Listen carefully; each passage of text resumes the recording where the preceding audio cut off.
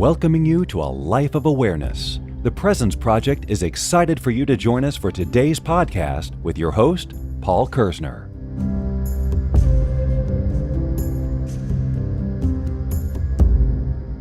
My name is Paul Kerzner. I want to welcome you to the present moment, to the here and now. I'm so happy that you're here with me. The topics for today's podcast are what does it feel like to be present and the importance of being the observer. Both of these topics are important to me, and my hope is that after I'm finished with this podcast, they'll be important to you as well. So what does it feel like to be present? That is a question that I'm asked quite often. My immediate response is always, this is a subjective experience, as we are currently involved in a subjective reality where everyone is living a subjective life. So for me to answer what it feels like to be present is singular to my own experience of the present moment. But with that being said, it is important that I share my experience with you, as you might find it interesting and you might find some similarity between what I experience and what you experience. So when I enter into the present moment, oftentimes I will enter into a space of no thought. And what that feels like is that my mind and my head feel empty. I'm not able to accomplish this every time, but more often than not, it does achieve this sensation. And it is really nice because instead of having thoughts stream through my mind, I enter into a space of nothingness, of no thought. It took a while for me to accomplish this, but I've worked very diligently, and now I'm able to enter into a space really anywhere where I can sit and not think. Some people might think or consider this to be impossible, but I'm living proof that it is quite possible and it is quite amazing.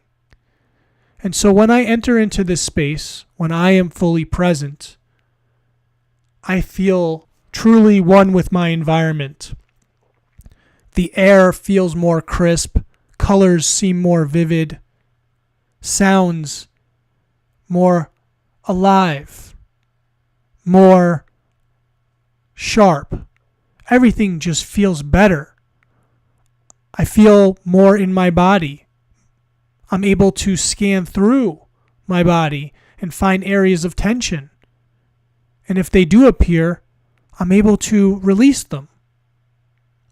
I gain this awareness, this sense of connection with everything and everyone, because I finally disassociate and disconnect with the thoughts that are streaming through my mind.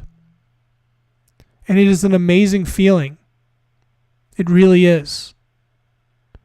Oftentimes, while I'm being present, I will get these sensations, these feelings, sometimes euphoric, where I just get waves of energy flowing through me.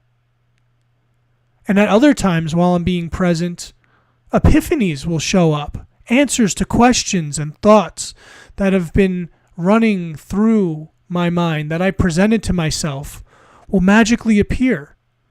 And it's really not so magic. It's that I've finally taken a step back. I've disconnected from the thought stream, and behind it, all the answers were there. And we've heard before that we have all the answers within us. The only way to really listen to these answers, to access these answers, is to be present, to disconnect from the thoughts streaming through your mind so that you can finally hear yourself. And so that is my subjective experience with being present. That is what being present feels like to me.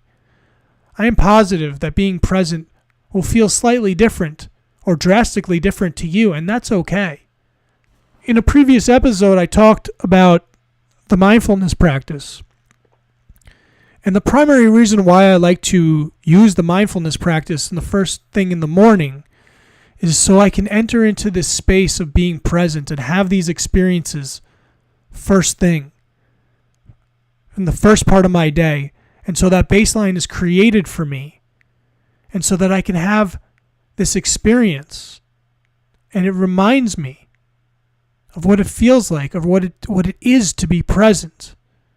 And so that I have that feeling space and I can remember it throughout my day. And isn't it a beautiful thing to go throughout your day or my day and enter into that space to get back to a place where there's no thought, that you can be there in that moment wherever you are and truly experience that moment for what it is without having any projection or perception or interpretation, setting those thoughts about the past and the future aside, being in the moment. There's nothing better than that. And with that being said, I'd like to shift over to the second topic of this podcast, being the observer.